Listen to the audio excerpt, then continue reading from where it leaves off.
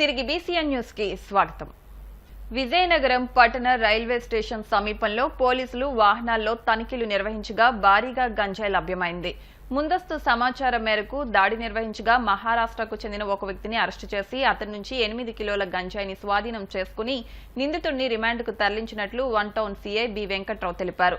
గంజాయి అక్రమ రవాణా నియంత్రణకు చిత్తశుద్దితో పనిచేస్తున్నట్టు పోలీసులు తెలిపారు. ఎక్కడైనా అసాంఘిక కార్యకలాపాలకు పాల్పడినట్టు తెలిస్తే సమాచారం ఇవ్వాలని పోలీసులు ప్రజలకు సూచించారు.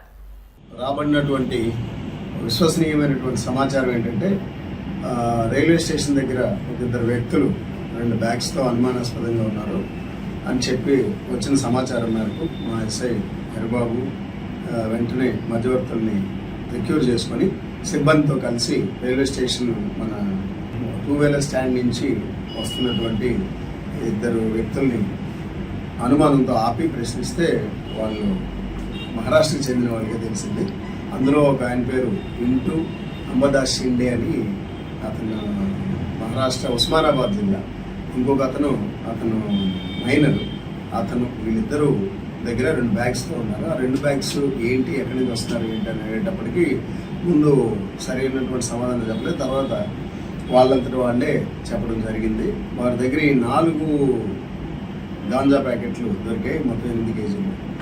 సో ఈ 8 కేజీల గాంజాను డిప్యూటీ తహసీల్దార్ గారి ఆధ్వర్యంలో వాటిని సెట్ చేసి వాటిని సెర్చ్ చేసి వాళ్ళ దగ్గర సీజ్ చేయడం జరిగింది.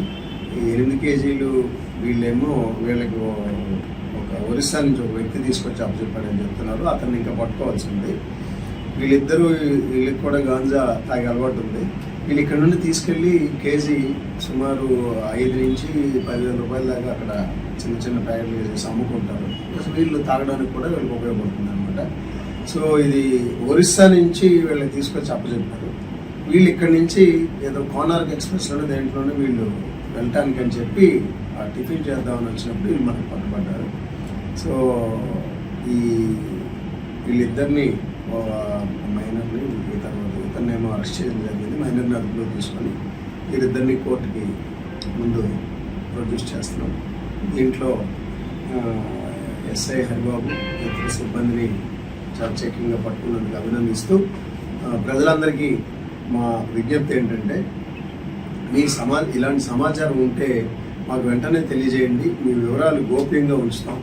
మనం ఇలాంటి వాటిని మన దగ్గర కాకుండా ఎక్కడికో వీళ్ళు పట్టుకెళ్తున్నా మనం వీటిని అరికట్టాల్సినటువంటి, అదుపు చేయాల్సినటువంటి బాధ్యత మన మీద ఉంది. కాబట్టి పోలీస్ శాఖకి ప్రజలు కూడా సహకరిస్తే మరింత కట్టుదిట్టంగా మనం వీటిని అదుపు చేసేటటువంటి పరిస్థితి ఉంటుంది. కాబట్టి దయచేసి మీరు అందరూ సహకరించండి.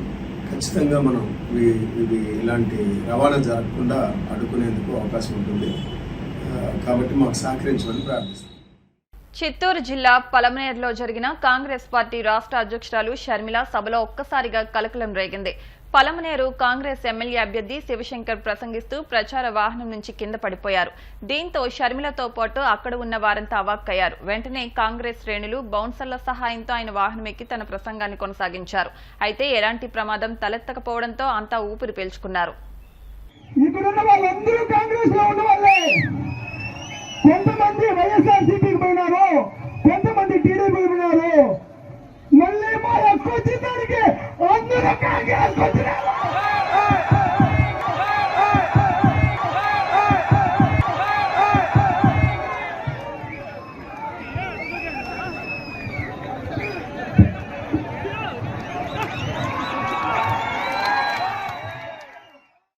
బాలీవుడ్ స్టార్ హీరో సల్మాన్ ఖాన్ ను మహారాష్ట్ర సీఎం ఏక్నాథ్ షిండే కలిశారు. ఈ సందర్భంగా కాల్పుల ఘటనపై ఆయన సీఎంతో చర్చించారు.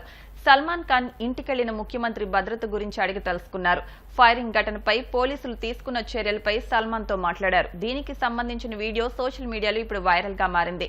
ఈ నెల 14న సల్మాన్ ఖాన్ ఇంటి ముందు కాల్పులు జరిపిన వారిని ముంబై పోలీసులు అరెస్ట్ చేశారు. ఈ ఘటనపై పోలీసులు కేసు నమోదు చేసి దర్యాప్తు చేపట్టారు.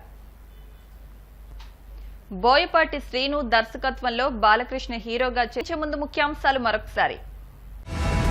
వివేక హత్యను రాజకీయాల కోసం వాడుకుంటున్నారన్న ఎంపీ అవినాష్. అసత్య ఆరోపణలు మానుకోవాలంటూ సునీతకు హితవు.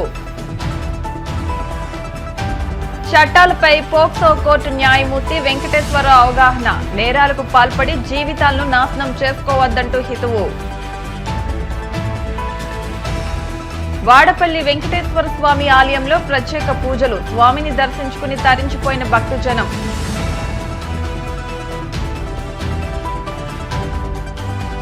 విజయనగరంలో వాహనాల తనిఖీలు, భారీగా గంజాయి స్వాధీనం. ఇవి వాటి వార్తా విశేషాలు. మరిన్ని వార్తా విశేషాలతో నెక్స్ట్ బులెటిన్లో మళ్ళీ కలుద్దాం. అంతవరకు సెలవు, నమస్కారం.